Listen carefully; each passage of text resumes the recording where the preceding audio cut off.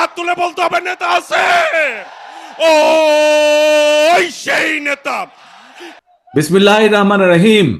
ফ্যাসিবাদ মুক্ত বাংলাদেশে লাখো গণতন্ত্রকামী জনগণের আজকের এই বিজয় র্যালি, আজকের এই মিছিল দেশের 18 কোটি মানুষের মুক্তির মিছিল। এই মিছিল গণতন্ত্রের পথে অভিযাত্রা। ঢাকা সহ দেশের সকল উপজেলায় গতকাল যারা এই বিজয় র্যালিতে অংশ নিয়েছেন, আমার সালাম গ্রহণ করুন। আসসালাম আলাইকুম। প্রিয় দেশবাসী, ফ্যাসিস্ট মুক্ত বাংলাদেশে জনগণের সরাসরি ভোটে জনগণের কাছে দায়বদ্ধ, জনগণের কাছে জবাবদিহিমূলক একটি গণতান্ত্রিক সরকার প্রতিষ্ঠার লক্ষ্যে অন্তর্বর্তীকালীন সরকার গতকাল জাতীয় নির্বাচন অনুষ্ঠানের একটি সময়সীমা ঘোষণা করেছে। জনগণের অভিপ্রায় বাস্তবায়নের তাগিদে জুলাই সনদ ঘোষণা করা হয়েছে।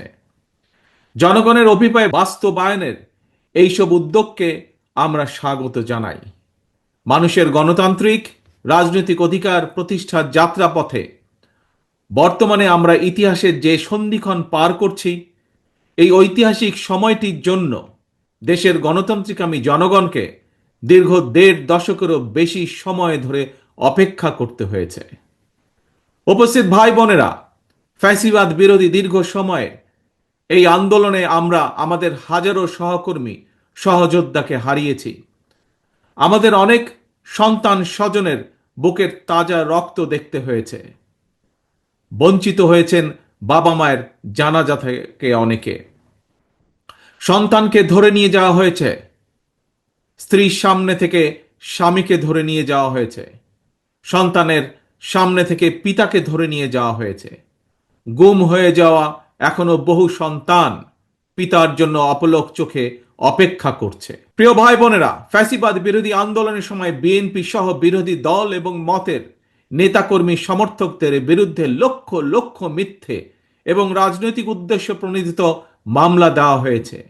বিএনপির এমন নেতাও রয়েছেন যাদের বিরুদ্ধে শতাধিক 200-300 মামলাও রয়েছে, এমনকি 4 শতাধিক মামলা রয়েছে। গুম অপহরণের শিকার হয়েছেন বিএনপি সহ বিরোধী দলের শত শত রাজনৈতিক নেতা কর্মী। শুধুমাত্র 2024-এর গণ অভ্যুত্থানে 1,500-এরও বেশি মানুষকে হত্যা করা হয়েছে। খুনিদের বন্দুকের নল থেকে মায়ের কোলে থাকা 4 বছরের শিশুও রেহাই পায়নি। ক্ষমতালোভী ফ্যাসিস্টের কারণে আমাদের অনেক সাহসী সেনা কর্মকর্তাদের হত্যাযজ্ঞের শিকার হতে হয়েছে। বিডিআরের নাম পর্যন্ত পাল্টে দেওয়া হয়েছে। ভেঙে দেওয়া হয়েছে আইন শৃঙ্খলা রক্ষাকারী বাহিনী পুলিশের মনোবল। প্রিয় দেশবাসী, পতিত পরাজিত পলাতক স্বৈরাচারের আমলে দেশে অন্ধকারের রাজত্ব কায়েম করা হয়েছিল। সুতরাং আমি বলবো, আজকের এই মিছিল অন্ধকার থেকে বেরিয়ে আলোর পথে যাত্রা।